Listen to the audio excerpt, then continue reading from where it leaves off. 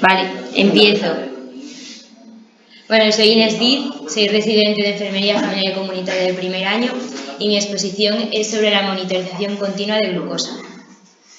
Este es el índice que voy a llevar. Primero hablar un poco de qué es el sensor, cómo se aplica, qué mide exactamente y la información que nos aporta. Y luego donde me voy a parar más, que es más importante, es la valoración de los datos y ver las gráficas bien, porque no nos sirve de nada poner un sensor si luego no vamos a seguir las gráficas y ver bien de qué nos va a servir. Para empezar, para hacer la monitorización continua, necesitamos un sensor. ¿Y un sensor qué es? Pues es un dispositivo que nos va a dar unas lecturas de glucosa en unos intervalos.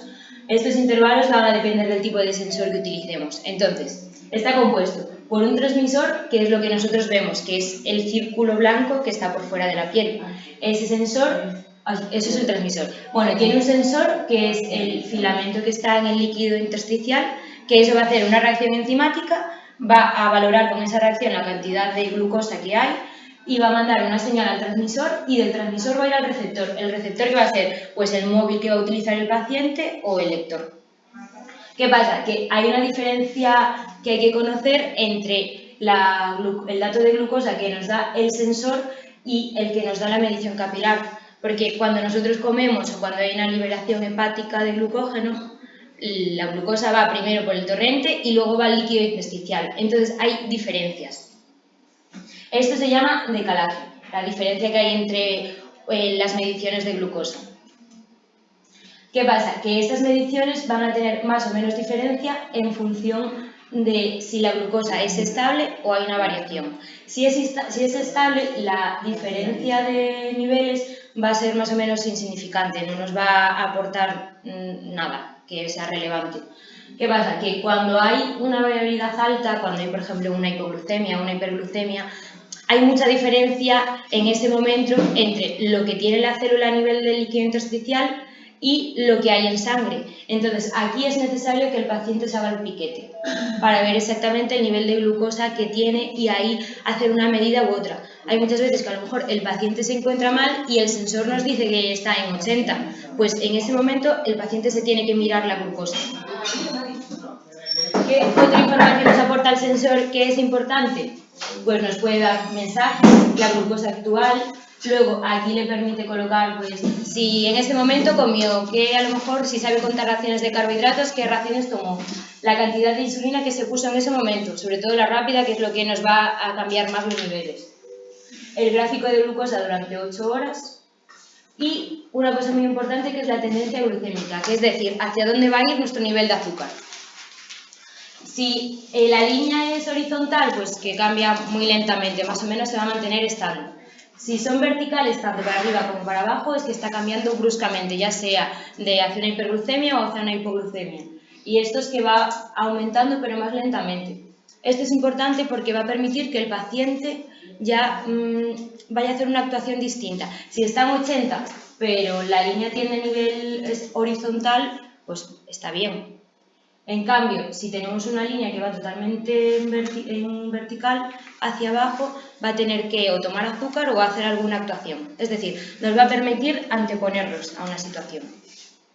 Aparte de esto, un beneficio es que nos permite poner alarmas para que el paciente pues, le diga pues, cuando va a entrar en una glucemia, hiperglucemia o cuando hay una pérdida de señal, que eso es pues, a lo mejor que se desconecta el Bluetooth del teléfono o que el sensor y el lector están a más de 6 metros de distancia. Estas alarmas son personificadas, o sea, cada uno en función de los beneficios que quiera las pondrá en un rango o en otro. Ahora me voy a centrar más en el Freestyle Libre 2 porque es lo que nosotros utilizamos. Y tiene una serie de pues, peculiaridades, es que la medición que hace es por minutos. Luego también te permite colocar las alarmas, pero este dispositivo, cuando suena la alarma, es necesario que el paciente lo escanee, porque no te va a dar resultado. O sea, va a sonar la alarma, pero tú no sabes ni qué cantidad de glucemia tiene ni nada. El almacén es de datos de cada 8 horas, es decir, que si el paciente está más de 8 horas sin pasarse el sensor, la gráfica no se va a ver entera porque hay una pérdida. La duración del sensor de 14 días y el calentamiento de 60 minutos. Esto quiere decir que una vez el paciente se coloca el nuevo sensor, hay 1 hora hasta que te va a dar las lecturas, que empieza a funcionar. Y otras cosas aparte, a mayores, a decir al paciente es que se puede mojar, se puede ir a la ducha con él, se puede bañar, pero que no puede estar más de media hora ni a una profundidad de más de 1 metro. Y a lo mejor cuando quiera hacer deporte, que se lo venda, es importante que el sensor tiene en el centro como un agujero. Ese agujero, cuando tú lo vendas, recomiendan no taparlo por completo, para que a la venda a lo mejor le haga un agujero también. La colocación y retirada, más o menos todos lo sabemos, se coloca en la zona posterior, piel limpia, evitar pues zonas a lo mejor que están enrojecidas, con bulto, que a lo mejor una zona con lipodistrofia.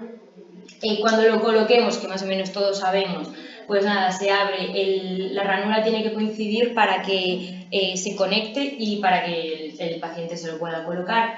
Y aquí algo importante es que una vez que el paciente se lo coloque, hay que decirle que la cajita esta donde viene no la puede tirar, porque ahí aparece un código que si luego el sensor en algún momento falla por cualquier cosa, va a tener que llamar y le van a preguntar qué código es, entonces es importante que lo sepa.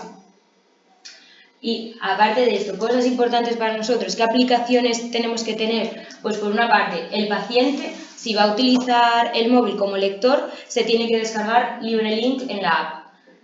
Imagínate que el paciente es una persona mayor y tiene un cuidador que quiere ver el registro de cómo está su glucosa y también tenerlo en su teléfono, se tiene que descargar la LibreLink app. Y para nosotros en el día a día, pues para ver la gráfica de nuestros pacientes y ver cómo van los cambios que nosotros le hacemos, si están funcionando o no, tenemos que utilizar el LibreView, que este es en el ordenador.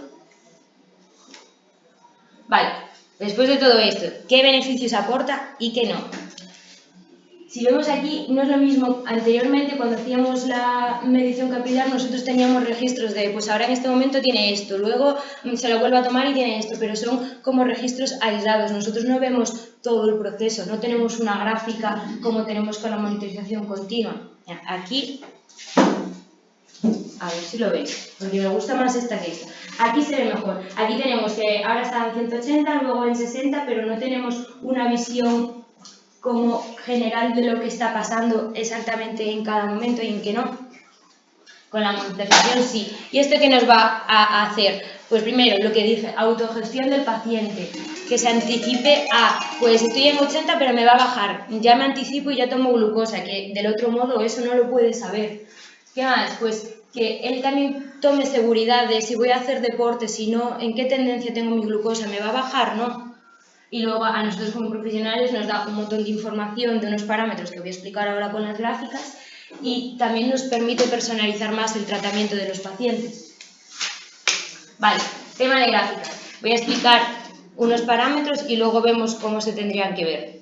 Primero, el tiempo en rango es como el tiempo que el paciente está dentro de nuestro objetivo. Los objetivos que nosotros marcamos en rango son para cada paciente, no son siempre los mismos. Esto nos da pues, una información que hacemos en plan a corto plazo, porque es de 14 días las gráficas que nos salen, y saber que se relaciona de forma inversa con la hemoglobina glicosilada. Es decir, cuanto más tiempo esté en rango, mejor va a estar el paciente y así va a disminuir su hemoglobina glicosilada.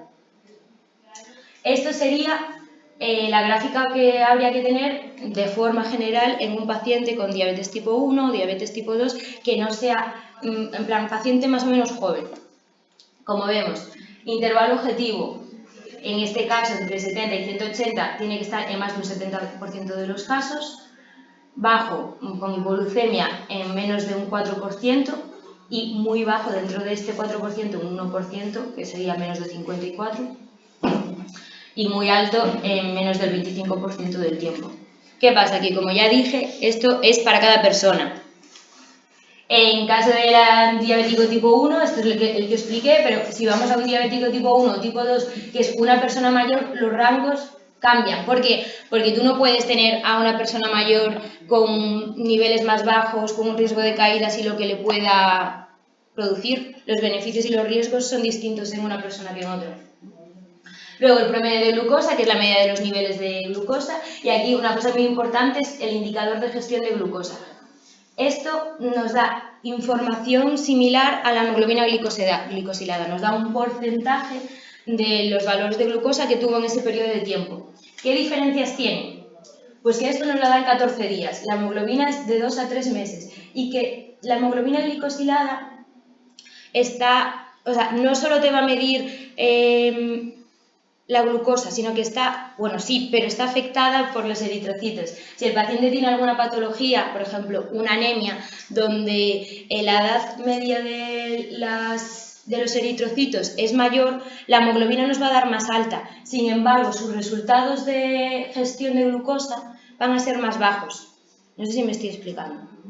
O sea, a lo mejor tenemos, decimos, pues tenemos un paciente con una hemoglobina glicosilada alta. Nuestro pensamiento que es que tenemos que ajustar tratamiento y aumentar dosis. Pero si lo comparamos con el indicador de gestión de glucosa, vemos que no es tan alta. Es más, que puede estar a un nivel mucho más bajo y nosotros estamos ajustando tratamiento y podemos conllevar una hipoglucemia. Por lo tanto, siempre hay que valorar los dos resultados. Y luego que no informa de la variabilidad. Podemos tener a dos pacientes con una hemoglobina de 8, pero sus gráficas son totalmente distintas, el tiempo en rango también y el coeficiente de variabilidad también. O sea, una gráfica es totalmente distinta a la otra.